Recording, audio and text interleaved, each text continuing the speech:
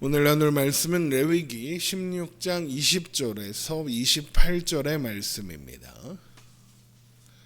레위기 16장 20절에서 28절 말씀 우리 함께 보겠습니다. 레위기 16장 20절에서 28절 말씀입니다. 레위기 16장 20절에서 28절 말씀 우리 한 목소리로 읽겠습니다. 그 지성소와 회막과 제단을 위하여 속죄하기를 마친 후에 살아있는 염소를 들이되 아론은 그의 두 손으로 살아있는 염소의 머리에 안수하여 이스라엘 자손의 모든 불의와 그 범한 모든 죄를 아뢰고 그 죄를 염소의 머리에 두어 미리 정한 사람에게 맡겨 광야로 보낼지니 염소가 그들의 모든 불의를 지고 접근하기 어려운 땅에 이르거든 그는 그 염소를 광야에 놓을지니라. 아론은 회막에 들어가서 지성소에 들어갈 때 입었던 세마포 옷을 벗어 거기 두고 거룩한 곳에서 물로 그의 몸을 씻고 자기의 옷을 입고 나와서 자기의 번제와 백성의 번제를 드려 자기와 백성을 위하여 속죄하고 속죄 제물의 기름을 제단에서 불사를 것이요 염소를 아사셀에게 보낸 자는 그의 옷을 빨고 물로 그의 몸을 씻은 후에 진영에 들어갈 것이며 속죄제 숫송아지와 속죄제 염소의 피를 성소로 들여다가 속죄하였은즉 그 가죽과 고기와 똥을 밖으로 내다가 불사를 것이요 불사른 자는 그의 옷을 빨고 물로 그의 몸을 씻은 후에 진영에 들어갈지니라. 아멘. 오늘 본문의 말씀은 대제사장이 지성소와 회막 그리고 번제단을 속죄하기를 마치고 나서 진행되는 아사셀 염소에 관한 규례를 기록하고 있습니다. 아사셀 염소는 속죄의 제의를 진행하기 전에 준비된 두 마리의 염소 중 한 마리를 제비 뽑기로 정하게 됩니다. 속죄 제의를 마치고 나온 대제사장은 아사셀 염소가 있는 곳으로 가서 두 손으로 염소의 머리에 안수하게 되는데 그러면서 이스라엘 자손의 모든 불의와 죄를 아뢰게 됩니다. 그렇게 함으로써 모든 불의와 죄를 염소에게 전가하게 되는 겁니다. 그러니까 이제 염소가 이스라엘의 모든 허물과 죄를 담당하게 되는 거죠. 그리고 나서 미리 정해놓은 사람이 아사셀 염소를 데리고 가서 돌아올 수 없는 자리, 그러니까 진영으로 돌아올 수 없는 곳에 가서 광야로 보내게 되는 겁니다. 레위기 16장 20절입니다. 그 지성소와 회막과 제단을 위하여 속죄하기를 마친 후에 살아있는 염소를 들이되 아론은 그의 두 손으로 살아있는 염소의 머리에 안수하여 이스라엘 자손의 모든 불의와 그 범한 모든 죄를 아뢰고 그 죄를 염소의 머리에 두어 미리 정한 사람에게 맡겨 광야로 보낼지니 염소가 그들의 모든 불의를 지고 접근하기 어려운 땅에 이르거든 그는 그 염소를 광야에 놓을지니라. 아사셀 염소를 이끌고 광야로 갔던 사람은 옷을 빨고 물로 몸을 씻은 후에야 진영 안으로 들어갈 수 있습니다. 레위기 16장 26절입니다. 염소를 아사셀에게 보낸 자는 그의 옷을 빨고 물로 그의 몸을 씻은 후에 진영에 들어갈 것이며 여기에서 아사셀이라는 말은 염소를 뜻하는 에즈라는 단어와 보내다라는 뜻의 아잘을 합친 단어로 보내는 염소라는 뜻입니다. 아사셀 염소는 모든 백성들의 불의를 지고 사람의 손길이 닿지 않는 광야로 사라지게 됩니다. 이것은 아사셀 염소가 다시 돌아올 수 없는 것처럼 이스라엘의 죄악이 그들 가운데서 완전히 사라져 백성들에게로 돌아오지 않는다라는 상징적인 의미가 있는 겁니다. 그렇게 아사셀 염소가 백성들의 모든 불의를 지고 광야로 사라지게 되면 아론은 지성소에 들어갈 때 입었던 세마포 옷을 벗어두고 거룩한 곳, 곧 성막 뜰 안에 있는 물두멍에서 몸을 씻고 평상시에 대제사장이 입었던 예복을 다시 입고 자신과 백성의 번제를 드리며 또 속죄 제물의 기름을 번제단에 태워서 드리게 됩니다. 레위기 16장 23절입니다. 아론은 회막에 들어가서 지성소에 들어갈 때 입었던 세마포 옷을 벗어 거기 두고 거룩한 곳에서 물로 그의 몸을 씻고 자기 옷을 입고 나와서 자기의 번제와 백성의 번제를 드려 자기와 백성을 위하여 속죄하고 속죄제물의 기름을 제단에서 불사를 것이요. 또한 그 피를 성소에 가지고 들어가서 속죄했던 숫송아지와 염소의 가죽과 고기와 똥은 진영 밖으로 가져가서 재 버리는 곳에서 모두 태우게 됩니다. 레위기 16장 27절입니다. 속죄제 숫송아지와 속죄제 염소의 피를 성소로 들여다가 속죄하였은즉 그 가죽과 고기와 똥을 밖으로 내다가 불사를 것이요. 이 일을 맡은 사람도 옷을 빨고 물로 몸을 씻고 그 다음에 진영으로 돌아올 수 있습니다. 레위기 16장 28절입니다. 불사른 자는 그의 옷을 빨고 물로 그의 몸을 씻은 후에 진영에 들어갈지니라입니다. 속죄제물로 드린 숫송아지와 순염소의 가죽과 고기와 똥을 진영 밖으로 가지고 나가서 태운다라는 것은 제사장과 백성들의 죄악을 불의와 죄를 진영 밖으로 데리고 나가서 완전히 제거한다, 이런 의미가 있는 겁니다. 오늘 본문에서 다루고 있는 이 아사셀 염소와 또 속죄제물의 가죽과 고기와 똥을 진영 밖으로 가지고 나가서 태우는 것은 모두 대속죄일의 다른 규례들이 그러한 것처럼 예수님의 속죄 사역을 예표하는 내용들입니다. 우리 히브리서 13장에 한번 가보겠습니다.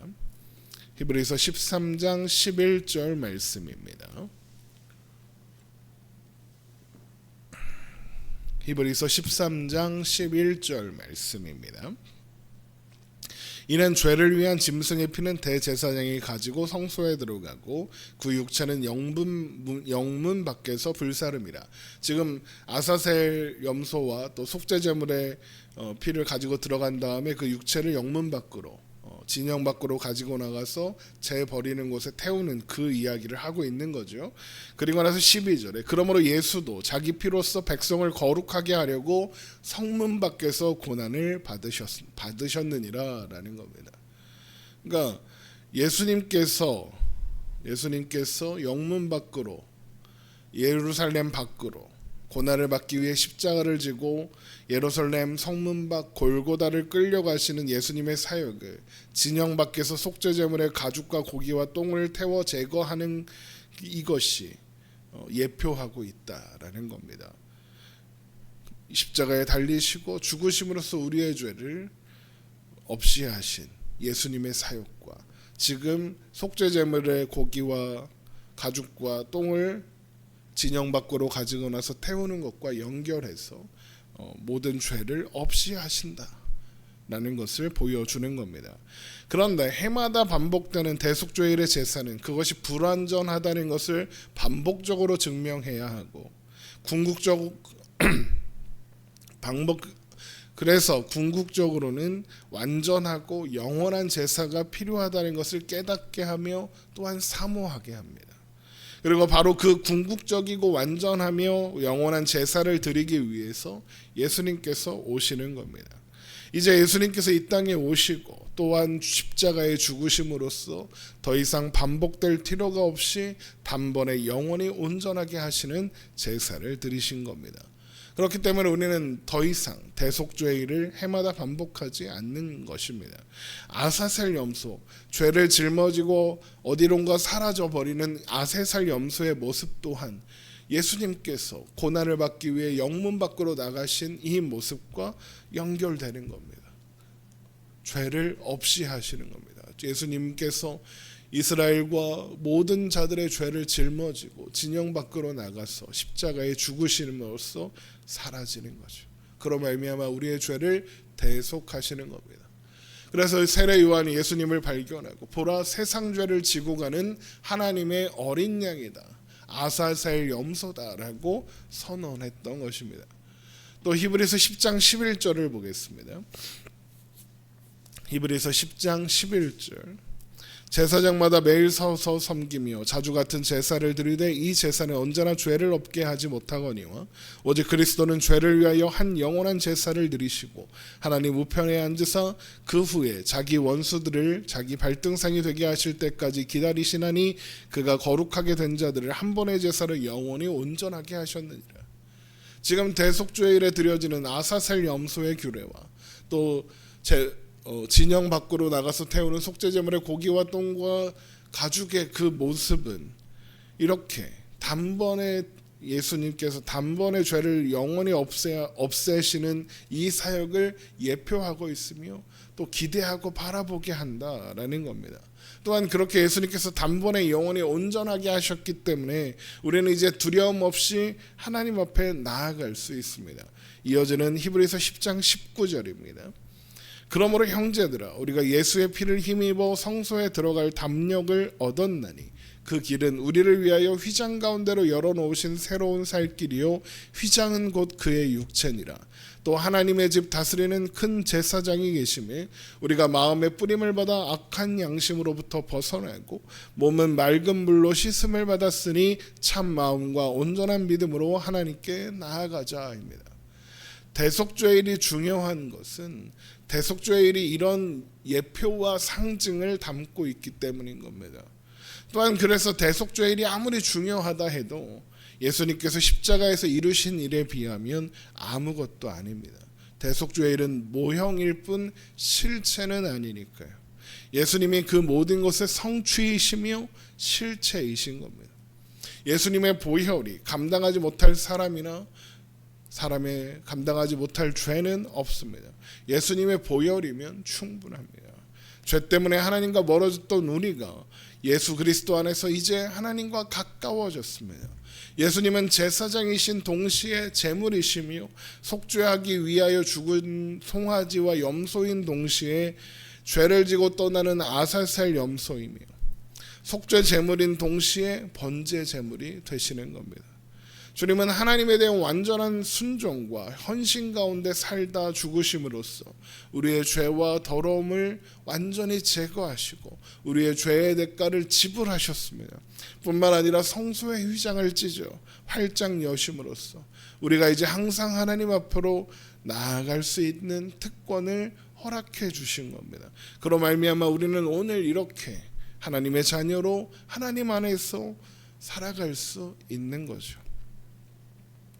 이것이 대속죄일에 아사셀 염소와 진영 밖으로 나가서 태우는 속죄제물의 가죽과 고기와 똥에 관한 규례의 내용인 겁니다. 그래서 신자들은 예수 그리스도 그 이름이면 충분합니다라는 고백을 하는 겁니다. 다른 어떤 것들이 필요 없다는 거죠. 예수님께서 그 모든 것을 우리를 위하여 이루어내셨기 때문입니다. 여러분 이 사실을 기억하면서 대속죄일의 규례 속에 나타나는 예수님을 생각하고 예수님을 묵상하며 그래서 우리가 사는 오늘이 예수 그리스도 그 이름으로 가득하고 또 그 이름으로 충분한 하루가 되기를 주님의 이름으로 축원합니다. 기도하겠습니다.